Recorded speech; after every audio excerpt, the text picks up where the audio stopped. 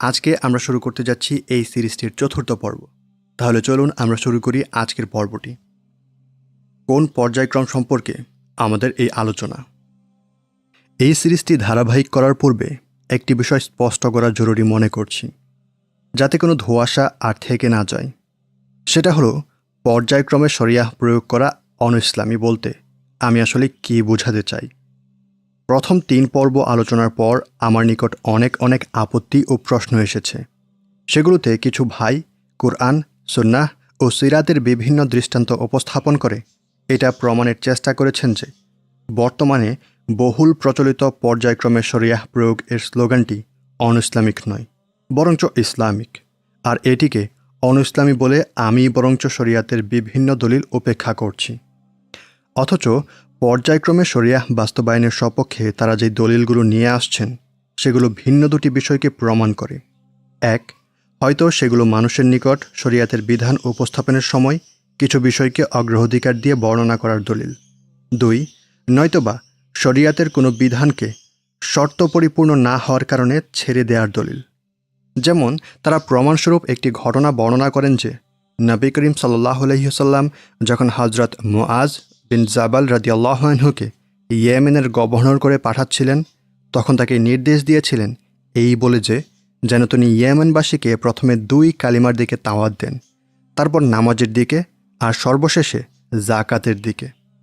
আমার ভাইরা একে পর্যায়ক্রমে শরিয়াহ বাস্তবায়নের দলিল হিসেবে নিয়ে এসেছেন, অথচ এটি গণমানুষের সামনে শরিয়তের বিধান বর্ণনার ক্ষেত্রে কিছু বিষয়কে অগ্রাধিকার দিয়ে সাজিয়ে উপস্থাপন করার দলিল। একইভাবে ক্ষুধার্ত ফকির যদি বাধ্য হয়ে চুরি করে তবে তার উপর চুরির বিধান রহিত হওয়া, কিংবা অপারগতার অবস্থায় ইসলামী রাষ্ট্রের উপর অন্যায় থেকে বাধা দেওয়ার আবশ্যকতা সরে যাওয়া, এই মাসআলাগুলো আমাদের ভাইরা তাদের দাবির প্রমাণ হিসেবে নিয়ে এসেছেন।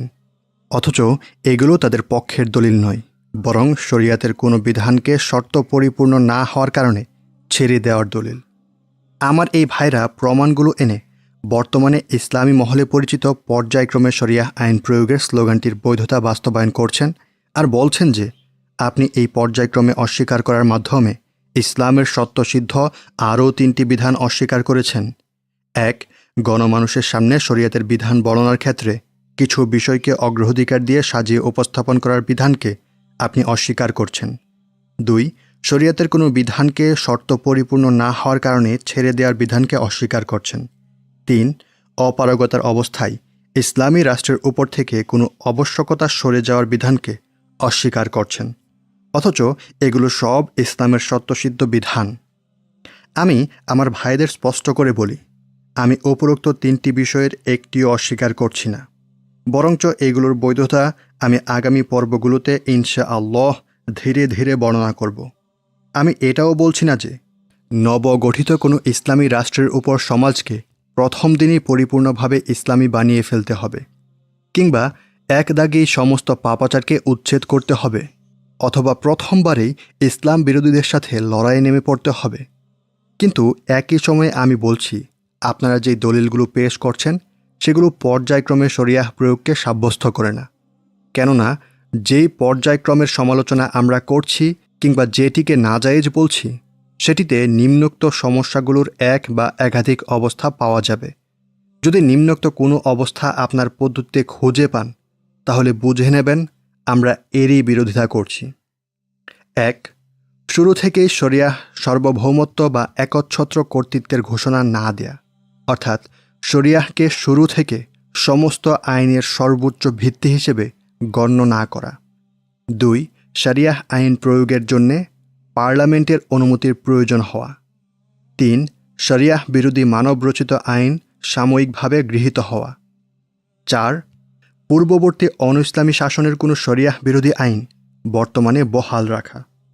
5, এমনভাবে ধীরে ধীরে পর্যায়ক্রমে শরিয়াহ আইন প্রয়োগ করা যেন নতুন করে তা আল্লাহর পক্ষ থেকে অবতীর্ণ হচ্ছে। যেমন মদ প্রথমে বৈধ, তারপর ধীরে ধীরে অবৈধ।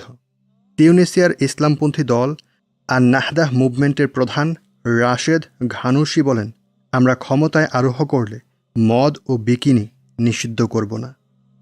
6, প্রথমে অর্থনৈতিক কিংবা নিরাপত্তা বিষয়ক সমস্যা সমাধানের পর শরিয়াহ আইন বাস্তবায়নের কথা বলা।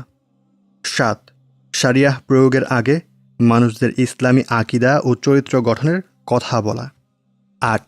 শরিয়াহ বাস্তবায়নের জন্যে ইসলাম বিরোধী দেশীয় কিংবা বহিঃশক্তির সমর্থনের শর্ত জুড়ে দেওয়া। 9. ক্ষমতায় আরোহের লক্ষ্যে এমন কিছু বিষয়ে ছাড় দেয়া যার প্রভাব স্থায়ী হবে, কিংবা যদি তারা ক্ষমতায় যায় তবে শরিয়াহ বাস্তবায়ন না করার শর্ত থাকা। বর্তমানে যে পর্যায়ক্রমের দিকে ডাকা হয় সেটিতে এই সমস্যাগুলো পাওয়া যায়। ইনশাআল্লাহ সামনে আমরা এই পর্বে উপরে বর্ণিত কয়েকটি পয়েন্ট হারাম হওয়ার কারণ নিয়ে আলোচনা করব। তবে এখন আমরা আপাতত ইসলামপন্থীদের পেশকৃত দলিল খণ্ডনে মনোযোগ দেব। অতঃপর পর্যায়ক্রমে শরিয়াহ প্রতিষ্ঠার ত্রুটিপূর্ণ দিকগুলো চিহ্নিত করব ইনশাআল্লাহ।